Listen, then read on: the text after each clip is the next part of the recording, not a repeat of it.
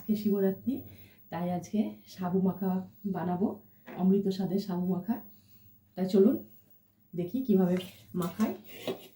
প্রথমে সাবুটাকে, মোটা সাবুটাকে ভিজিয়ে রেখেছিলাম, সেটা জল ঝরাতে দিয়ে দিয়েছি। এখন জল ঝরানো হয়ে গেছে, আমি এবার এই পাত্রে ঢেলে নিলাম। এর মধ্যে আমি একটা কলা দিয়ে দেব, বাতাসা,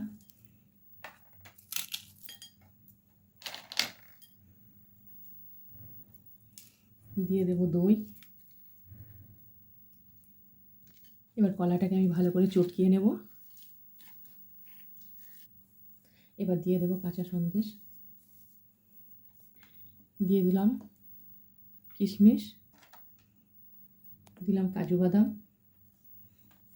খেজুর কেটে রেখেছিলাম সেটা দিলাম, দিয়ে দেব নারকেল কোড়া, এবার দিয়ে দেব দুধ।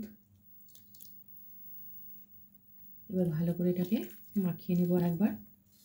এবার উপর থেকে আমি দেখতে সুন্দরের জন্য একটু দিয়ে দিলাম কাঁচা মাখা সন্দেশ, দিয়ে দিলাম কিশমিশ, দিয়ে দেব কাজু বাদাম,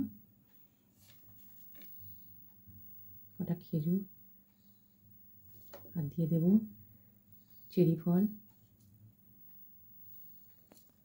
দিয়ে দেবো নারকেল কোড়া অল্প। হয়ে গেল আমার সাবু মাখা।